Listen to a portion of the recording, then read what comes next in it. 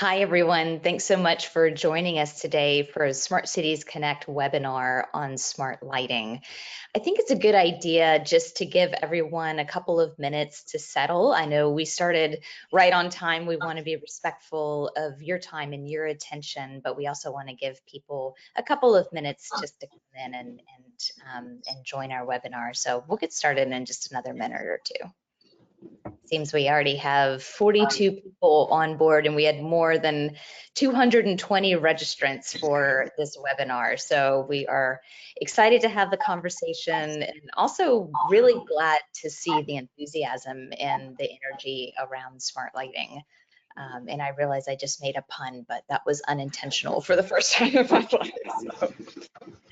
But thanks for being here. We'll just give a minute or two and then we'll get started.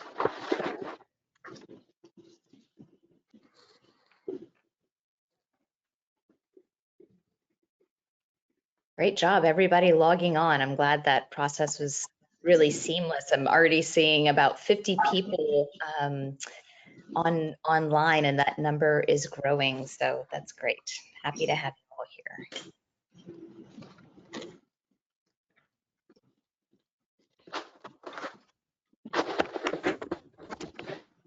Well, great. Let's go ahead and get started. I know I said I'd take a couple of minutes, but it seems that you all are prompt and on time. So I want to respect all of your time, and thanks for all of your attention, and welcome to our webinar. So we're very happy, Smart Cities Connect is very happy to be hosting this topic really as an extension of our spring conference, which just took place in Raleigh. And maybe some of you had a chance to join us for that conference, or maybe some of you heard about that conference and are now joining us for this follow-up conversation on transforming urban infrastructure, public safety, equity, and environment. My name is Chelsea Collier. I'm the editor-at-large for Smart Cities Connect, and I'm really happy to be welcoming this team of experts and practitioners on smart lighting. Joining us today, we have Tony Rinaldi, who's the Director of Northeast Development for Ameresco, Mike Grigsby, who is the Director of Business Development for Ubiquia, Katie Bartolotta, who's the Vice President of Policy and Strategic Partnerships at Philadelphia Energy Authority, and finally Brad Gates, who's the Manager for the electric construction and maintenance for Memphis Gas, Light, and Water, also known as MLGW. So getting started today, we're going to go through some concepts. We're going to talk high level about what smart street lighting is, kind of some historical situation related to smart cities and how smart street lighting is kind of having its time in smart cities, which is a good thing. And also we're going to get kind of granular. We're going to go through some use cases in terms of how all of this rolled out in Memphis and some of the implementations in Philadelphia, two very unique cities, unique approaches, and so we'll dig into that a bit. And I also want to encourage you, towards the end, we'll have about 15, maybe 20 minutes for Q&A. So please think about questions. You have a really diverse team of experts here. If you want to have, if you have questions about how do I finance this, how do I implement this, technical questions, operational questions, you have the team of experts here, so please use them. And without further ado, let's get into introductions. Tony, why don't you start, just kind of give a minute or two overview of who you are and introduce yourself to the audience. Sure. Thanks for Chelsea. Tony Rinaldi. I'm with the Director of Northeast Development with Ameresco. Ameresco has done numerous streetlight projects throughout the United States, including two of the largest cities, both Chicago and Philadelphia. And again, obviously we're doing Memphis as well, and a number of other cities. So we come in from this LED streetlight application process and kind of integrate these smart streetlights for the cities as we go forward. Great. So looking forward to expanding our offers. Yeah, sounds good. Mike, you have such a unique background and you bring so much to this conversation. Tell us about yourself and Ubiquia and kind of your pathway here. Certainly. Chelsea, always good to be with you. So Ubiquia is a smart street lighting controls company. It has branched off into other technology solutions as well, but the mainstay is around the smart street lighting controls.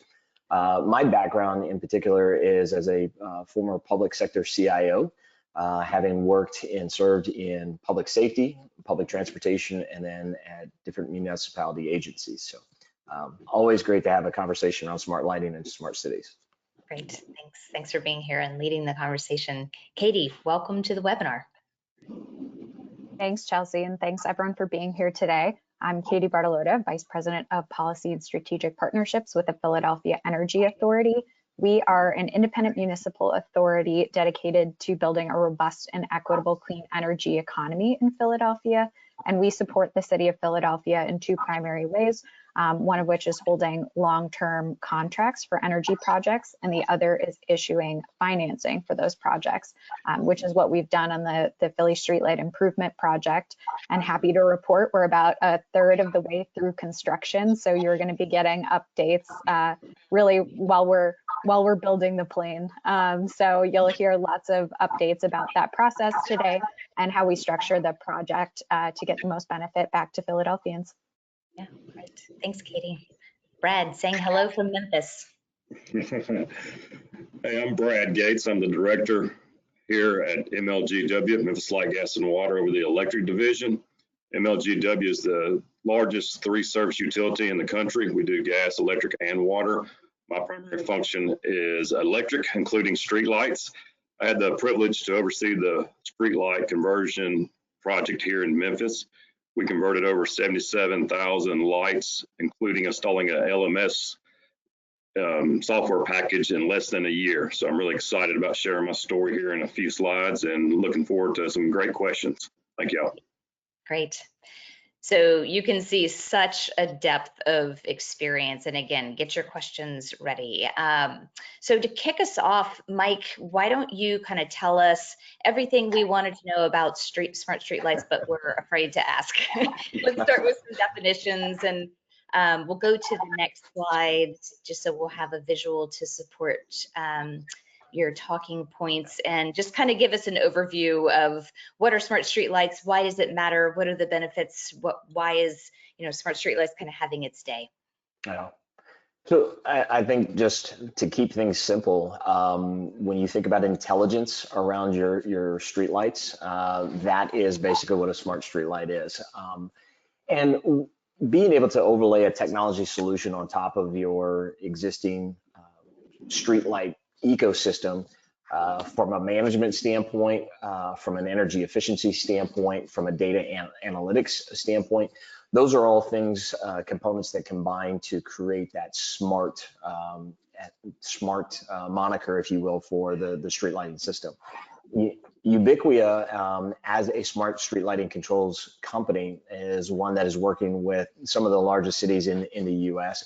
And we are helping those cities, again, not only find the cost savings out of the energy efficiencies around that, but then also the maintenance savings that go along with that, being able to understand which street lights are out, when they're out, understanding the locations of where they are, so that you have a smart response to this. And I've said it before that a lot of times, as a former CIO myself, I deal in a lot of data. And data, that kind of information, is for two purposes. One, it's for faster pattern recognition, and two, smarter resource allocation. So this notion of having a smart system really provides you with a level of intelligence and a level of visibility into your system that you didn't have previously, and it allows you to have a more intelligent and faster, more effective response to that. When it comes to smart cities, we'll talk about this here in a little bit, but your street lights are one of the opportunities, one of the assets that cities have where they can do things at scale on day one. When you have hundreds, thousands, tens of thousands of street lights that can be activated or utilized and leveraged across the city, you're at scale on day one, and that just provides you with a ton of information and a ton of opportunities to get more intelligence, to get more data out of the city. Yeah. And for someone who might be listening who's less familiar with smart cities, I can imagine someone might be saying, all right, well, I have streetlights in my city, but what's the difference between a streetlight, maybe an LED upgrade, maybe some cities are going through that, and a smart streetlight? Like, what are the components that actually makes it smart? Yeah. So the lighting management system, the ability to indicate specific lights or affect individual lights as opposed to, a circuit component, circuit based, where you're dealing with a bank of lights, being able to get down to individual components, that is definitely one of the aspects of it. So you have your lighting management system, but then you have individual nodes on top. As I mentioned, in the case of Ubiquia, the smart control node that goes on top allows not only the ability to dim the light, but you can gain intelligence about the atmosphere. Utility level line in and load out to understand kind of what the power conditioning is going on in the light, as well as if we have tilt monitors or tilt sensors on there, so you can tell if a street light is down. Again, it just allows you to be that much more effective in your response to manage that entire network. Okay, great. Thanks for the overview.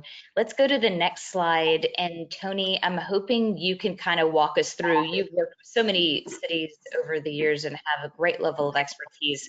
We all know there is no city that is the same. It's kind of the challenge and also the opportunity. So I can imagine that when you're thinking about smart streetlights, that same kind of thinking applies.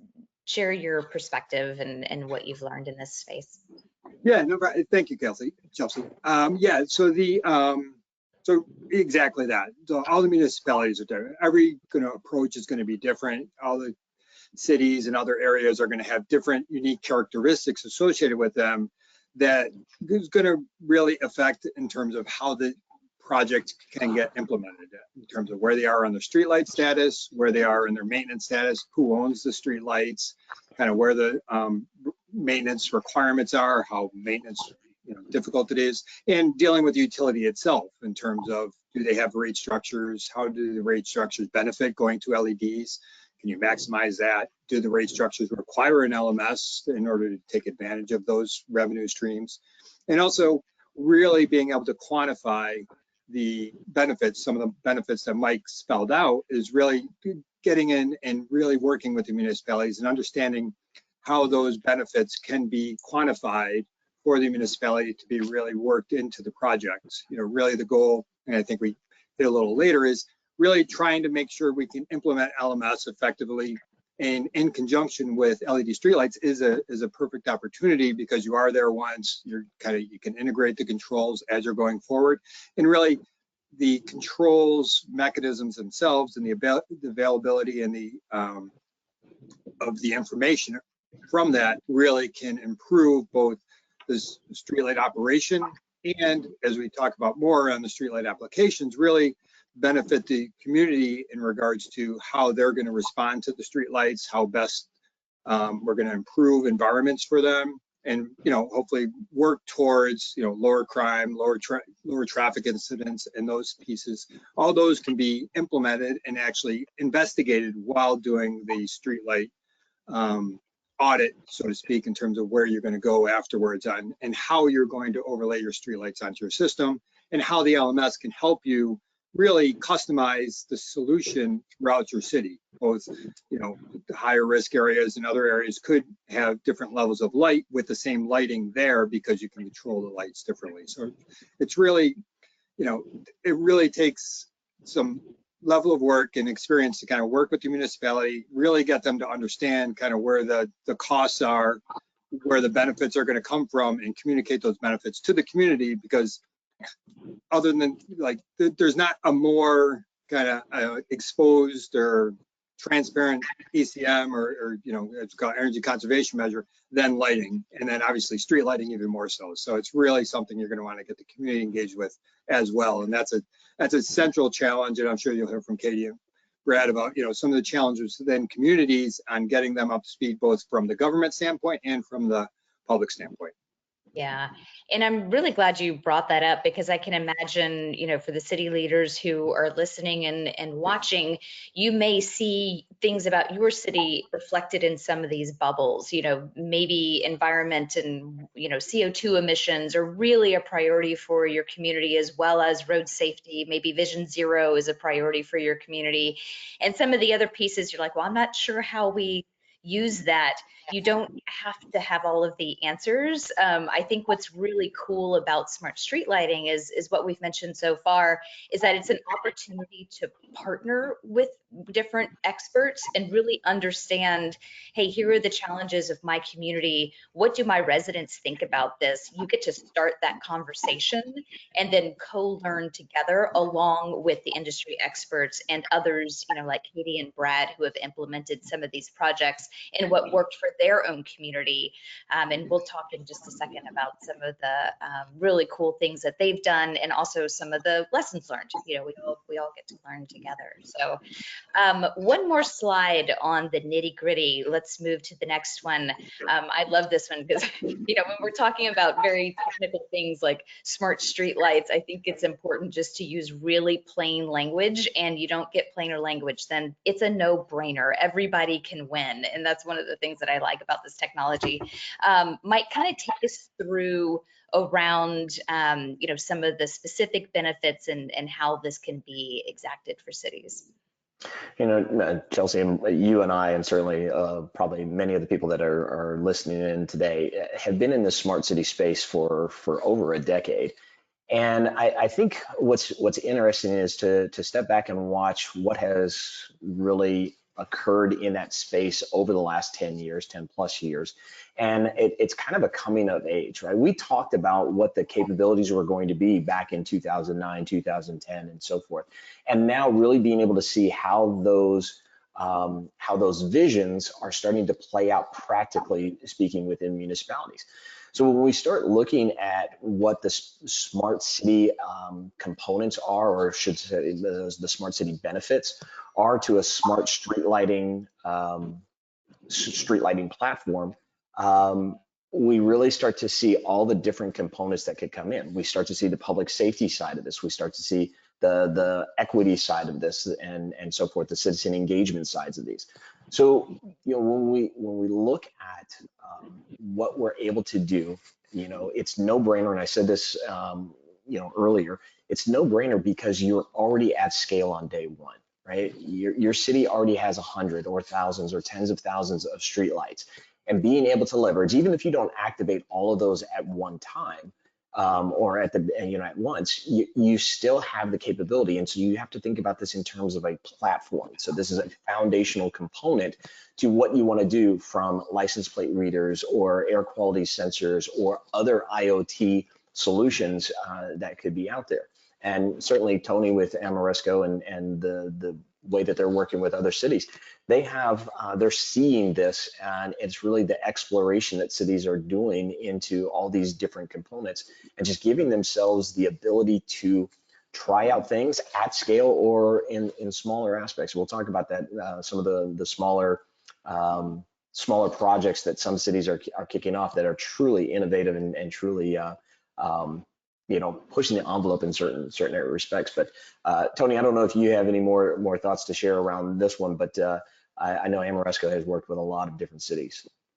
Yeah, thanks, Mike. Yeah, as you said, it's a no-brainer in the sense of, it's really an area where there's typically an excellent return on investment for the streetlights. You're replacing your LED streetlights, you're going up there, or replacing with LEDs, you're going to get the energy savings there in general. And then using that energy savings and the maintenance savings. I mean, that's a major component. I think in Philadelphia, it's a major component. We looked at that project and really leveraged those savings into the project, and really enabled the ability to implement the LMS at the same time under the same financing, and making it a financeable project over a term that encompasses both aspects. In addition, as you're doing those aspects, as you're looking at the opportunities going forward, more so at the front end, you're really setting it up so that they have the opportunity to do those other smart street light applications later. And as you said, Mike, you could do it at scale. You can do trials in different areas and different pieces. So by getting in there and getting the buy-in initially, understanding where the revenue and other kind of benefits are, you can really get buy-in from your municipality, from the, like I said, from the public, from your government in regards to putting the money into, or making it ready for smart city applications in the future. What applications are coming down the pike? And really, that was one of the focuses in Philadelphia as we were doing that project, is not knowing specifically what we were going to do at the time. And Katie may have more information now in terms of what they're planning on doing. But during the project, during the implementation, it was more, all right, make sure they can do this later on. And so you're really kind of identifying what possibilities are, and really those packages of opportunities really help to sell the project both for the public and the municipality. Yeah, I think it's really important that you all bring up this kind of incremental approach. I think it can be very overwhelming if you feel like you have to have it all figured out from day one, and then you press go and you're like, oh gosh, I hope it works. But instead, you can really just go with what works, obviously CO2 emissions and kind of energy efficiency in ways that this technology pays for itself over time, that investment pays for itself, and then you can start adding all the different incremental opportunities and technologies on as you all kind of learn together as a community. So we've given, I think, a really nice high-level overview of smart street lights, and now I'd like to shift more into use cases. So Katie, tell us a bit about you all, how you all approached this in Philadelphia, what you learned, and I really appreciate your expertise on the finance side of things. So, kind of feel free to get into the nitty-gritty of how y'all made this work. And we'll hit to the next slide, please. Thanks. Oh, I'm sorry. We're going to do Memphis first. Katie, you're coming next. Don't worry. Sorry, my real. Brad, tell us how you all were thinking about this in Memphis. This was a really unique project, very different from Philadelphia in terms of how you all were thinking about this, the motivation and the implementation. So give us an overview of the project in Memphis. All right, will do. I'll kind of give you a little bit of brief history. So when we first started, our question was why LEDs and why LMS, light management solution. So the main factors were, number one, we wanted to increase the number of lights in our city to make them work properly. Right now, before the project, we knew we had a bunch of dark sections in the city that the lights wasn't working. So we figured that this new LMS and these LEDs would give us a bigger driver to get these lights working. Secondly, we wanted to improve the safety of our community by deterring crime. We figured more light, less crime. We also wanted to reduce energy savings. Projections were 37.7 million kilowatt hours, or about 55%, and the greenhouse gas emissions of 26,000 tons of greenhouse reduction. That was our goals going in. Also, with the life expectancy of these LEDs, 23 years, we say, okay, well, we can use our normal workforces to concentrate on some knockdowns and some underground faults that we have that's just due to failures. So we can reallocate resources for those types of maintenance issues. And then the LMS, we really wanted to eliminate having the customers report outages. We wanted to know when the outages were before the customers. And as a result, this would decrease the call volume to our call center to allow them to work with other billing issues or any issues the customer may have, not directly with streetlights. So we thought this was a win all the way around. Fortunately, our mayor was on board with it, as well as our city council. So everyone was a go. So we had very few conflicts with our political powers here in Memphis. It really worked out to our advantage. So we issued out the RFP in 2021, awarded it to Amoresco. We had 11 bidders, so we awarded it to Amoresco, and then that started the process of, analyzing fixtures, the LMS. I would suggest that you do pilots with various vendors for the LMS as well as the light fixtures. We did probably 5 different pilots for each just to get a good feel, and then Amoresco was crucial in photometrics analysis with us in selecting the fixtures that we did. So we selected Leotech, Cooper, and Acuity luminaires and Ubiquia LMS software package. So we're been really pleased with all parties. They've been great partners. Anytime we have a hiccup, they're quick to respond. So it's been a blessing to work with them. So we had the approvals through our city council and our board in the fall of 2022, and we did the first conversion light January 24th, 2023. So it was pretty quick turnaround. And then we, by the end of January 15th, 2024, we were at 99% complete. So we did it almost, less than a year. We converted 77,000 plus lights, including the LMS. I mean, we was really satisfied with that approach. Really like the partners with Ameresco and Ubiquia to help get this stay on track and keep it moving. We would have been 100% if it wasn't for just some internal issues that we had to deal with, some infrastructure faults, as well as some material issues that were no fault to this project. Is just the chain and everything else, delays not related to lighting and all. So that's one reason we're not at 100%. But like I said, within a year's time frame, we converted 77,000 plus lights, and been extremely satisfied. Customers, accounts, our city council, the mayor, everyone's really happy, really proud of this project. I will go into a couple of things that what we would have done different. It may draw some questions, but I'll try to talk about it a little bit beforehand. We didn't do a pre-GIS audit before the project, just due to the time constraints. We wanted to get this rolling as fast as we could. I would suggest doing a pre-GIS audit. The benefits of that would be that you would know what inventory you would have to order. We had to add additional 1,200 lights, and as a result, that's been delayed a little bit on the material chain. So I would go on the front end and knowing what your inventory levels were, then you wouldn't be waiting on some fixtures to come in on the back end. Secondly, I would have, in the contract or in the agreement, RFP, I'd put some kind of, addendum for make ready repairs. That way, while the team is out there doing the light fixture, if they see a knockdown or an underground issue, they can make the repairs on site.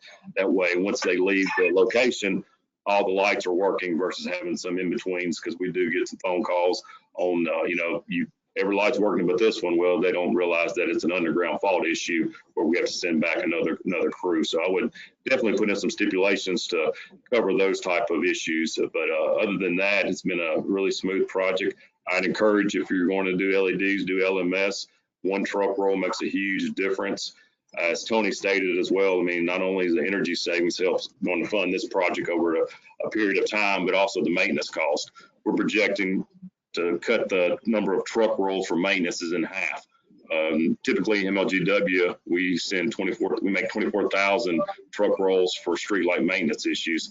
We're looking at doing approximately 12,000. So we're really excited about seeing how that goes. And we're already seeing the data shows that the energy savings is there. So it's not just a number we spout off. It is actually legit based on the LMS data software that showing us the actual consumption. So it is a really neat tool. And I suggest that if you do LEDs, do the LMS, it's worth it, and definitely in the long run. I think that's about it, unless there's other questions. Chelsea, if I've missed something, please let me know and I can try to jump in there with it. Yeah, no, I just really appreciate you providing such specific and tangible examples around the operational efficiency. I mean, cutting those truck rolls in half, that has benefits to the city in ways that you can see right up front. Obviously fewer trucks on the road, but that's less wear and tear, that's less carbon emissions, that's less, kind of maintenance issues. And that's a really solid example. And I just wanted to clarify for anybody who keeps hearing the term LMS, that's shorthand for lighting management system, just in case anybody was confused about that acronym. Mike and Tony, any kind of play-by-play, any color commentary on the Memphis deployment, anything you wanted to add?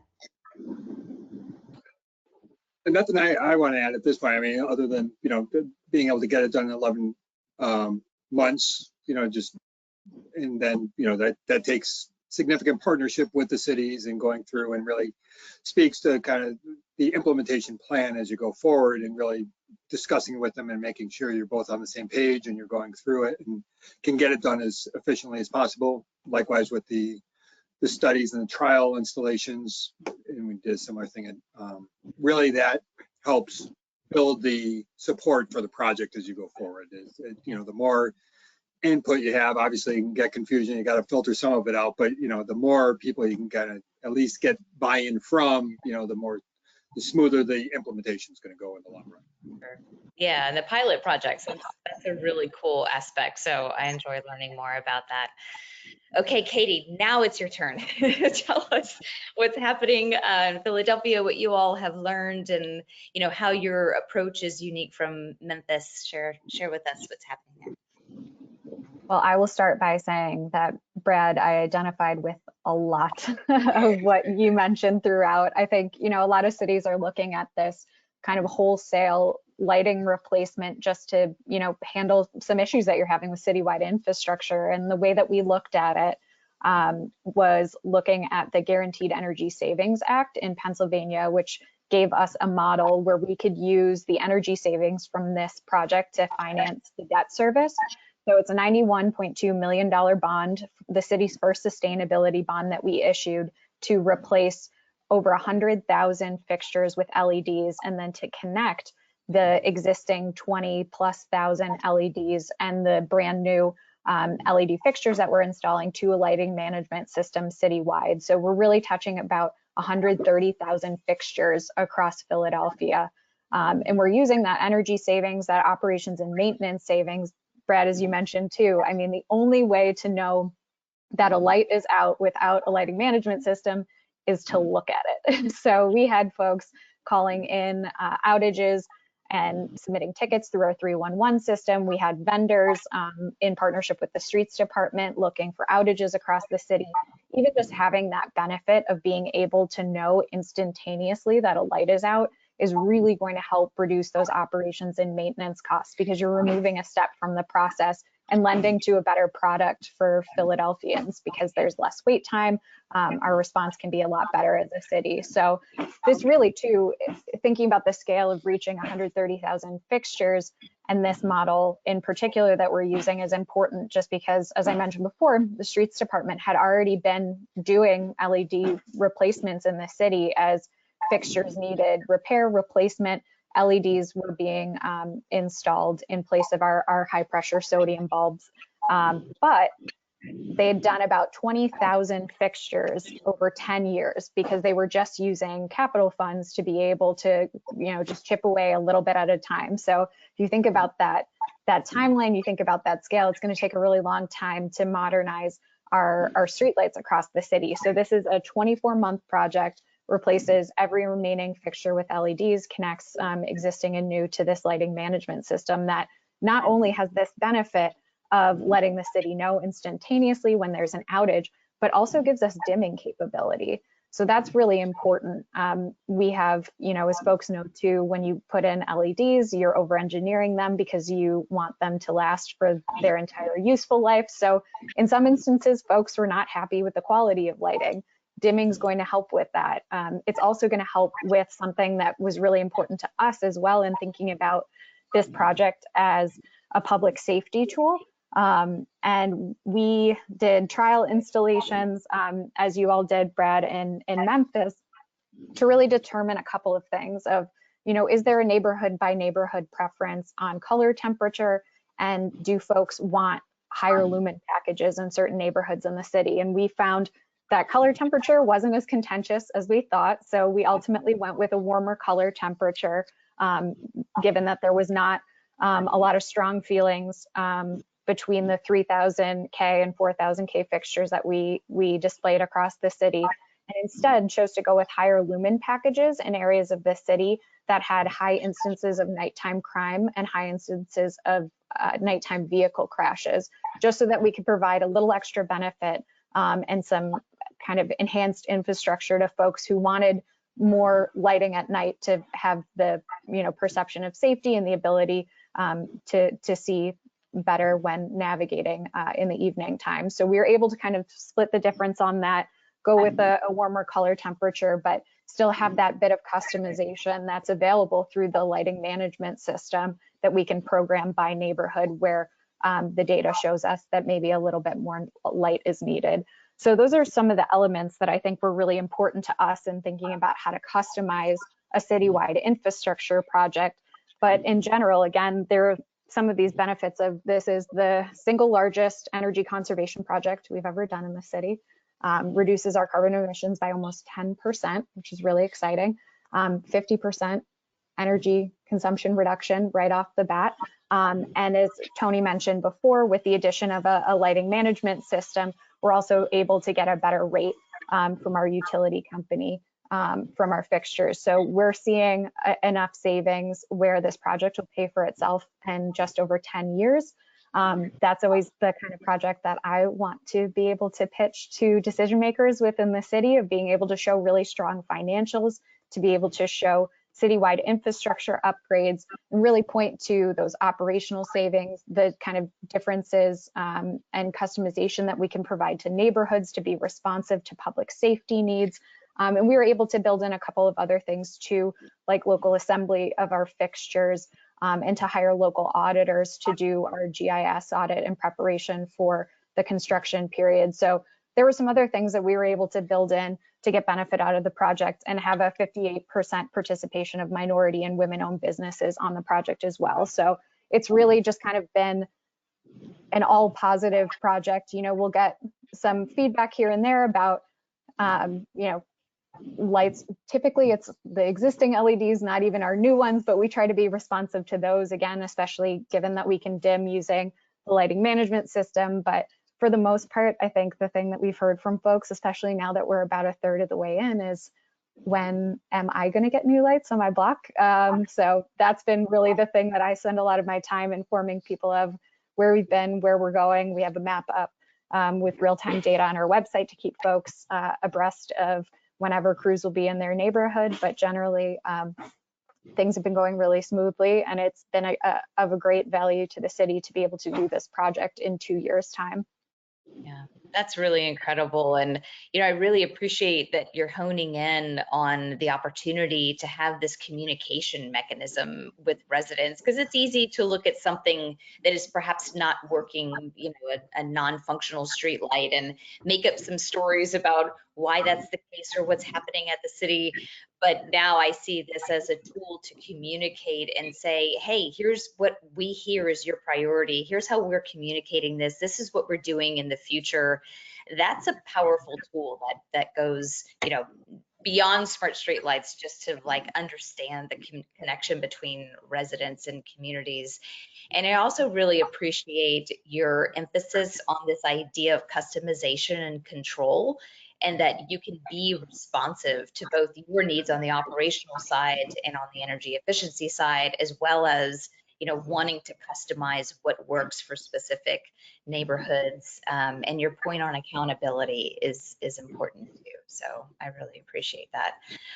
Tony or Mike, any thoughts before we move on to the next section? Yeah, I would just add, you know, we talked about the customization and kind of the implementation of the LMS. I mean, one of the unique things with the Philadelphia project is, I mean, we identified through the audit, through the GIS audit that was performed, and as you said, have already hired about 25 local workforce to do the audit. But through that audit, through the information they were gathering, we identified upwards of 29 different typical applications for the lights. So that doesn't mean we have 29 different kind of light fixtures. We do have about 4 or 5 different types of light fixtures for major applications, but in different regions, we have different applications. In the subsets, we have the same fixture, but because of the LMS, we're able to customize the brightness, customize the areas, customize whether it's going to require the boosting as we identified. So really, the LMS really allows this customization. And, you know, you have to do some legwork at the beginning to really identify kind of where the applications make sense. And that's really what was done with Philadelphia, is we really went through and identified those areas, and then enabled us to identify the boosting or the dimming effect on that, and really set up our constant light output for the term of the project. So again, understanding what you have as you're developing the project, and then really leveraging the LMS to really benefit you to the highest capability is really gonna, is a win-win for everybody as you look at the project. Nice. We like win-wins. Those are good things. All right, cool. All right, so our next couple of slides, we're going to talk about AI because no conversation, whether you're sitting around playing cards with your family or you're at a Smart Cities Connect conference, everyone's talking about AI. So, of course, there's a huge role to play with AI and analytics and smart streetlights because now you have access to data that helps you make better decisions as a city leader. So, Mike, I know you have a lot of expertise and thoughts around this. So why don't you kick us off? But of course, encourage anybody to share their experience in there. Yeah, this is the part of the conversation that I love having, not only around smart streetlights, but how this dovetails into other things that cities are trying to accomplish. Katie mentioned, the ability to kind of tailor this to what individual neighborhoods are wanting or are needing. And prior to having a lighting management system or a smart street lighting system, you would have been guessing, or it would have taken the burden to collect that information and process through it would have been really, really, a heavy lift to do for the city. But now this information comes back very, very quickly. So your lighting management system, the UB view in Ubiquitous case, it allows you to gather a lot of data, a lot of intelligence for better decision making, right? I said earlier, right, the purpose of gathering all this is faster pattern recognition and then smarter resource allocation. It's that intelligent side to the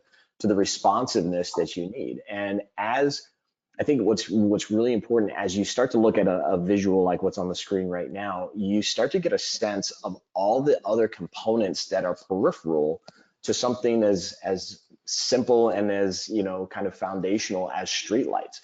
We don't give much thought to what our streetlight platform can do for us, but now once you add intelligence to it, and once you add the smart controls and the lighting management system, you start to see all of the peripheral components that can be added to this. Brad talked about being able to reduce the number of truck rolls. Okay, well, you're able to do that, and in potential, you could minimize your 311 volume, you could minimize your call center volume, and you could take your lighting management system and your work system to work ticketing system to be able to talk to each other to get that almost automated, right? So you're speeding up your responsiveness, you're making it that much more effective to what the citizens are needing. And the last thing that I'll say around this is, as you start to look at this, right, I think it's important for cities to try to not swing for the proverbial fence, right? See what's working, take the time, take measured steps to do this. As you're looking at being able to reduce energy efficiencies and maintenance costs and things along those lines, it takes time to really collect the data and then analyze it and understand what you're really trying to do. Katie mentioned that, some of the lights, she talked about dimming, right? I know early on, going back to, 2010, 2012, when we talked about smart street lighting systems, we were talking about situational dimming. 2 o'clock in the morning when you don't need the lights, it can go dimmer than that. Even before you get to the situational dimming, you can minimize your energy consumption by simply not having to play to the over engineering that's typical with so many of the light fixtures, right? They over engineer them or over increase the lighting intensity to a high degree. So not only are you getting the energy consumption, but you're also extending the lifespan of the fixture. So there are so many. It is truly a multifaceted benefit to this that it takes time, and this is why I said take a measured approach to it. Do what do what Memphis did, do what Philadelphia did, and go after all of your lights. But when it comes back to what do you want to do next? Right? The first question is what can it do? The second question is what can it do? What else can it do? When you start to think about the what else can it do, take the measured steps. There's so many different facets that you can gain benefits from. Yeah, it's a really cool and important point. And, data is important to understand how much is enough and how much is too much, and the data integrity of how cities, deal with governance issues and what data they're collecting, and how people feel about that. I think this is such a cool conversation, and now we have a streamlined way to focus that conversation as opposed to kind of these one-offs. And I think it's such a cool time in smart cities because we can be so thoughtful in that deployment. So I'm seeing lots of questions coming in, and I'm watching the time. I want to make sure that we can get to all of these. Tony, I know you have so much experience. We'll flip to the next slide in terms of doing this in other cities beyond Memphis and Philadelphia. So just real quick, share what lessons learned we can highlight, and then we'll get to some of these questions, which are really good, by the way. Thanks for making great questions. Yeah, no, I mean, I think the lessons learned that we put into effect, really, we've discussed quite a bit in terms of how we've approached both Memphis and Philadelphia and our other projects as we've learned as we've gone forward. And really, it's, the customer, working with the customer, working with the public and the communities, in fact, and also, as we said, kind of the customization that's available to you now between the LMS and really getting that integrated onto the projects, as well as kind of really communicating with our customers and the municipalities and really what's their priorities, where are their areas they're concerned about, what is their focus going forward, and really circling it back to, the benefits of the LED upgrade and really the energy savings and all those other components that come along with it. And really that educational aspect for the community at large as you go forward, I think is really integrated, really important on acceptance and kind of moving forward with the projects, and really helps for smoother implementation. The more you know the community knows that you're coming in, and they have buy-in on kind of what the improvement's going to be. And again, as I said, this is a very transparent improvement that they see right away. You're going to get feedback right away. So the more kind of understanding you can get from them prior, the lessons, kind of the angry feedback you get on the backside, the more you can kind of communicate up front what exactly the improvements are going to be and kind of where they're going to benefit from this in the long run. Great. Yeah, community level sympathy and empathy. Love it. Okay, we have about a dozen questions and not that much time. So let's flip to the next slide. And if these questions aren't completely addressed because they're all really good and we can just do complete webinars on each of them, please feel free to reach out to everyone. So let's move to the next slide. And I think there's some contact information. Great. So first question is coming from Matthew Shelley, who's asking about dark skies, asking how have you addressed dark sky issues, full cutoff, reduced lumens, other ways? Have these methods actually measurably reduced light glow? And I will mention that there was a previous webinar on dark sky, which was really cool. I learned so much. So I'm sure you can find that in our Smart Cities Connect online. We've got access to all of those. So, but just real quick, dark sky, and for anyone who's not familiar, for more rural municipalities or smaller municipalities that are really interested in kind of making sure their skies are dark, sometimes they're wanting to focus on stars, and there's lots of tourisms around, looking at planets and stars and all the beautiful things in our heavens. And there's a concern that smart streetlights could impact that. And I learned a lot about how it can actually, smart streetlights can support dark sky while not compromising safety. So I don't know, Mike or Tony, if you want to address that. Yeah, for sure. So on the previous slide, we had mentioned the town of Pepperell in Massachusetts. So that was one of the earlier instances where dark skies was one of the leading drivers from an expectation and from an outcome standpoint. You have a great question. There's a lot of details, a lot of facets to it. Unfortunately, we don't have the time here to unpack it. I'd be happy to have that conversation, but I will say it is measurable, right? We are seeing noticeable differences. Some of the things that it's also allowing us to do right now is to do exploration with different cities to see where those real values are, where the kind of the lessons learned, and really explore together with the town, with those communities. I think it's interesting too that not only from just the pure dark sky from a luminosity standpoint, but also color temperature, how that affects your vision, how that affects acuity at night with that. So we're seeing again the values out of that. So it's a great question. There are a lot of communities. In fact, the dark skies community themselves have looked at what Ubiquia systems like what Ubiquia is able to deliver, and they are solidly behind what we're able to do for cities.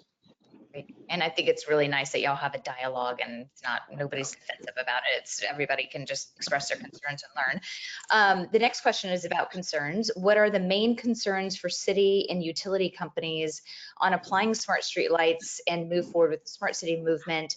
How can you reassure their concerns and answer them? So maybe just real quick, each of you can say, hey, this was a concern that we heard and here's how we addressed it. I'll just open up the floor.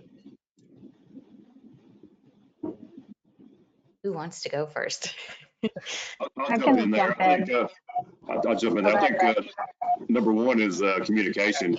With a good dashboard that the city can engage with, it shows your next neighborhood that the lights are going to be installed. So I think the more information you can put out there public facing, that'll help decrease a lot of the questions and a lot of the uncertainties that they might have. So that's what we did along with Amoresco, and I think it deterred a lot of the unanswered. I mean, a lot of the questions to keep them having to filter through us. That was a good move on our part and Amoresco's part. Dashboard, that's a great idea. Katie.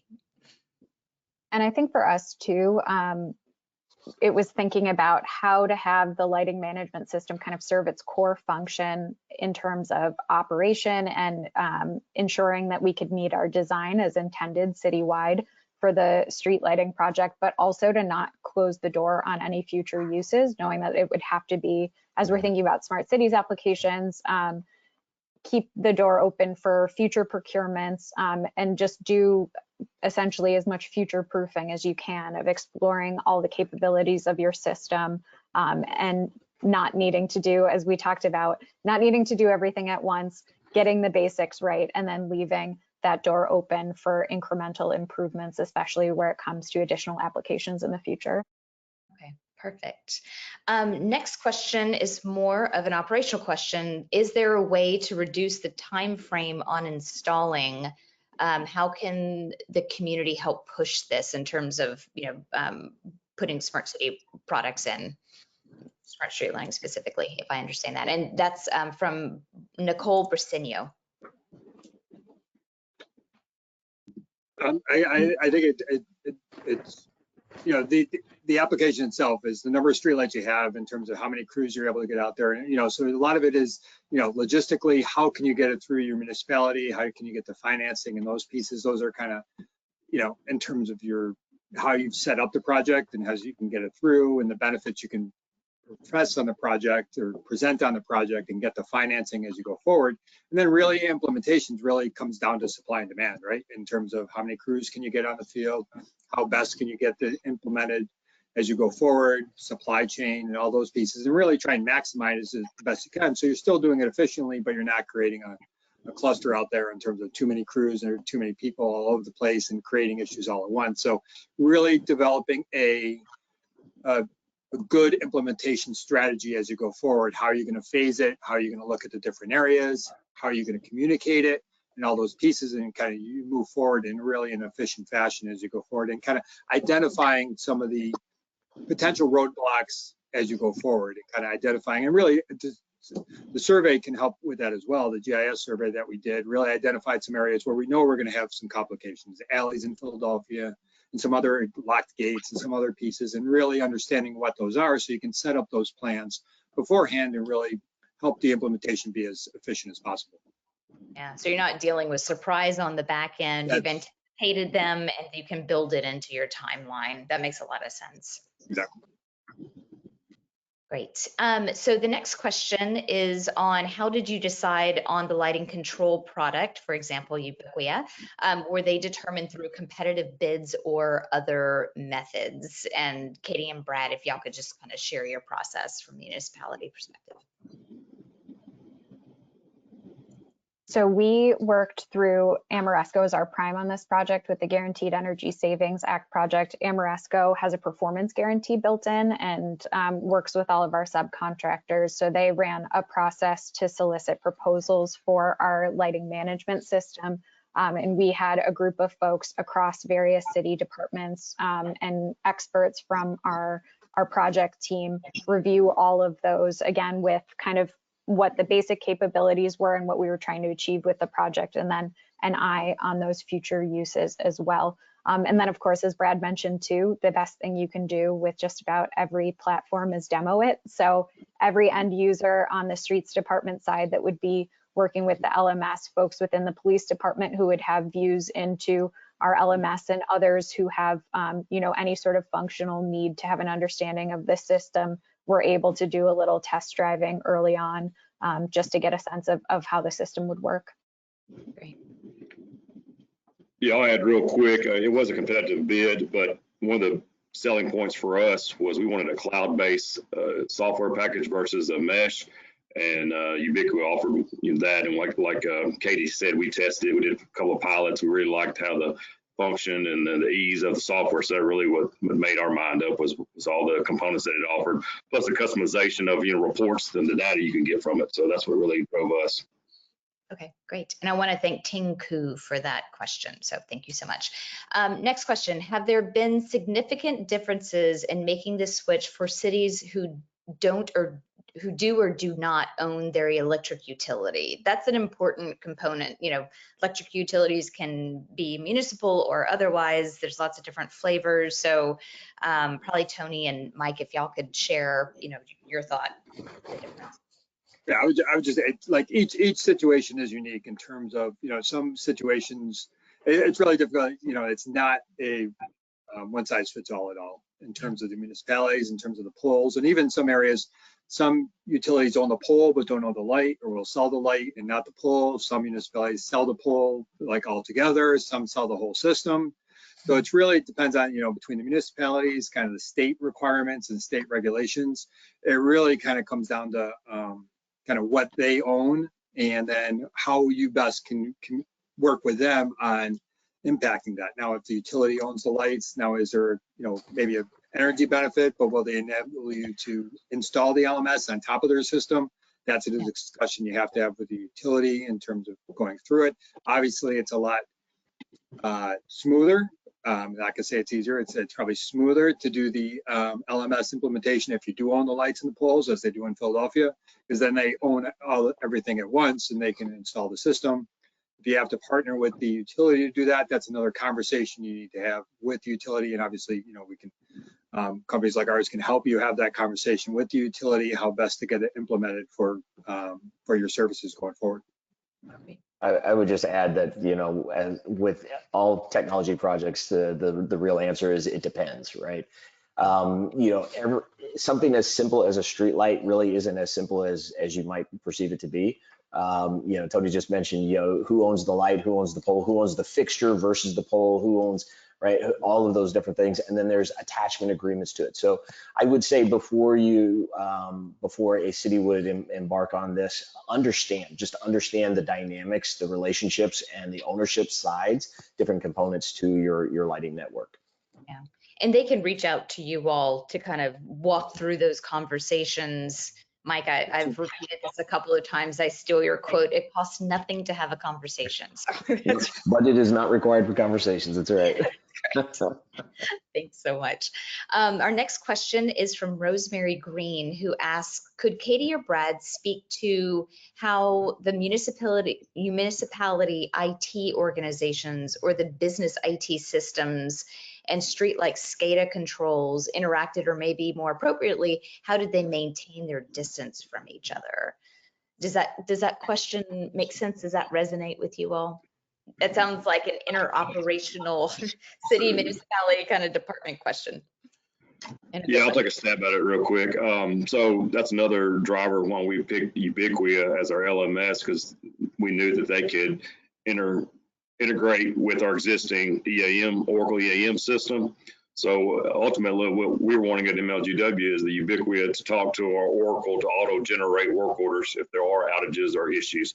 So our IT folks have been working hand in hand with ubiquitous IT folks just to get that as a smooth transition. So it's really more of a, I guess, a partnership versus any kind of separation. So that's the way we've approached it here in Memphis. If that helps, I don't know if that answers it or not, but I took a stab at it. And pretty similar here in Philadelphia as it is in Memphis. We had the Office of Information and Technology involved in the project from the start, and the IT folks from within the streets department as well, just in terms of setting up the systems to make sure it worked well with everything that existed already, but built in additional functionality. So bringing in all the right departments in early stages was really key. Yeah, and I can imagine just having some space to talk through what it is, what are the concerns, bringing in experts. You know, at the end of the day, it's all about communication and hearing each other. So I am remiss to say there are more really good questions, but we are right out of time. But I know that Tony and Mike and Katie and Brad are available. So please reach out to them, reach out to us at Smart Cities Connect. We're happy to facilitate conversations that you need. I just want to thank you all. I really, really enjoyed this conversation. I learned something new from you all every single time we have the chance to talk. So thanks to Smart Cities Connect for providing the invisible infrastructure. There's a team on the back end making all of this happen. And thank you all for being a part of this, for your excellent questions, for your attention, and for your work to make cities smarter and better. So thanks so much, everybody. Thanks for joining us. Thank you. Thank you. Thanks, everybody.